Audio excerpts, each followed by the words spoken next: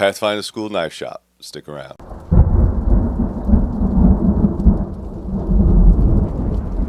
Hey guys, welcome back to the channel. So it is October. You can see my little pumpkin guy in the back. All right, it is cold outside, it's chilly, and it is a fantastic time to be out in the woods. I like fall, I like winter, and if you're going to go out there, please make sure that you have all the proper gear, kit, and equipment.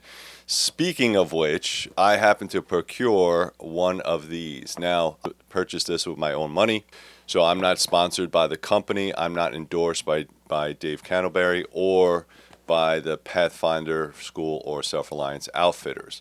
Dave Canterbury is the owner of Self-Reliance Outfitters, 6050 Church Bypass, Indianapolis, Indiana.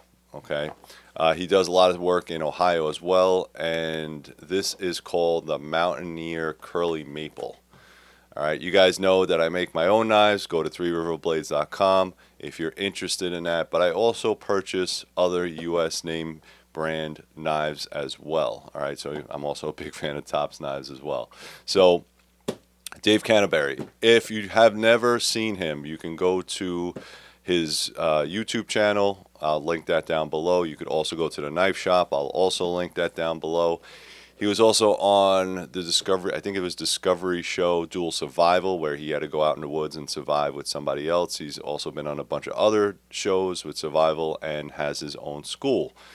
So if you're interested in all that, go check it out. Again, I'm not endorsed by him. This is his product, not mine. But I was interested in the designs, and again, just sporting another veteran, I'm okay with it, 100%.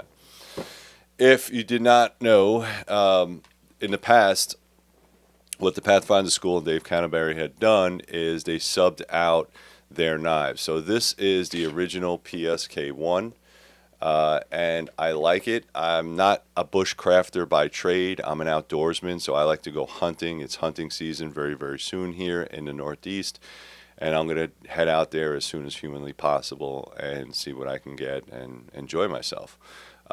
So this, I believe, is a 012 steel, and it was subbed to Blind Horse Knives. Blind Horse Knives, if you don't know, is also a fantastic knife maker here in the USA. Really, really nice 3/16 or 5/32, I believe, and it has that Scandi grind. All right, Scandi grind is ideally what you want for a bushcraft scenario. It does have a little jimping on top, and this is just a beautiful knife. And they also did a really good job with the sheath. So they did a Kydex sheath here with a tensioner, which is kind of nice, and a leather on the back. They also comes with a fire steel. I think I purchased a fire steel for a couple extra bucks. But this was a very, very good design and a very, very good package. They also had it in a leather sheath. This is another one of Blind Horse Knives. The only difference is it's a saber grind instead of a Scandi. Same thing, really nice round handles, 5-inch blade, 5-inch handle, and the leather sheath is pretty decent. Now, whether you're a leather sheath person or not, that's completely up to you. I like the look and feel of a leather sheath. The problem I have with a leather sheath, again, is there's not a lot of retention. So you find yourself somewhere upside down and that knife's falling out and your $300 knife is gone. That's the only reason I don't like leather sheaths. There are better ways like straps and all kinds of things that you can do, especially if you form fit it.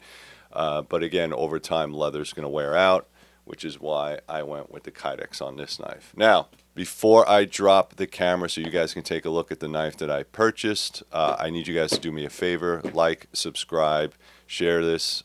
Also, put some comments down below. It really helps the algorithm. I am also an Amazon affiliate, so I'll put that link down below. And you can be a Patreon member where you watch videos like this before anybody else. All right, guys, shameless plug. Let's drop the camera and get into this. All right, guys, so this is kind of the way that it comes in the box. There's an outer box that also says Pathfinder on it, and not a big deal. The packaging is pretty decent. I'm not going to give you my personal information. I'll just tell you how much I paid for it. So I purchased a Mountaineer. They have a couple different designs up there, and I think it's okay depending on which one that you like. All right, so I think I can do that. Everything, and then I also had to buy the sheath separately because it doesn't come with a sheath. So I think it was 183. All right, I don't know if that'll focus. All right, so 183 for the sheath and the knife. Again, this is the first time I'm opening this. The sheath comes out on top. Again, it's one of those very, decent sheaths, knife sheaths, but, mass produced, obviously. All right, just has like a little button right here. All right, you can't take that off. It's decent. I like it. It looks like it's pretty well done. But again, it's just mass produced. No big deal. If you want to make it Kydex, make it Kydex. And the knife is just going to be wrapped with some oil because these are all carbon steel knives. All right, so you get your Pathfinder School sticker and you get your lifetime warranty card. All right, so I'll leave that right there. Let's put this on the side. All right, caution, sharp knife, store dry and clean. All right, so I'm going to get a rag for this because I know Dave Canterbury did say that this is completely carbon steel and they had to oil it pretty good and I don't want to mess up my desk. So let's do that. Let's do a little OD green because I think that's important. Let's see if I can open this. If only somebody had a knife. So the specs on here is 1095. High carbon steel. There's two versions of it. The one that you see here, where it has like a little bit of finish, and again that would rust too. And then you have one that's completely satin finish, and a curly maple handle. He uses a lot of wood. I get it. Being an outdoorsman, I wanted something that was a little bit thicker or bolder as a knife, and I think this kind of fit the bill. All right, nice little logo up there. Let me clean this knife off. Okay. There you go. All right, so I'll let that focus. Really, really nice. The curly maple is exceptional. The handle's very well done, and you can really feel like this roundness on the handle is awesome. All right, I do like the fact that he makes his handles very thick. Again, if you're going to be using this knife all day long, you definitely want a thick handle because it helps with hand fatigue. Again, so this finish right here, I believe, is some type of bluing. And you can get it with that finish or you can get it completely satin finish, sort of like the spine. All right, looks like brass pins, nice lanyard hole in the back. Again, see how the sheath is just going to be a regular sheath that you're going to have to break in, but it looks really, really nice in the sheath. All right, stout. All right, brand new. So I'm going to have to try this out, bring it out into the woods, all that good stuff. All right, I'll give you a comparison to the Blind Horse knives. All right, this is 3/16 inch thick right here, and then this one is probably a little bit thinner. And again, this one's my Carter handle, and then of course this is curly maple. Wow, super sharp. Super sharp. All right, let's go back up top. All right, guys, so there you have it. That's a tabletop. I'm going to bring it out to the woods and do a little bit more work with it. I know a tabletop is kind of, ooh, ah kind of stuff, but it really doesn't test the knife at all.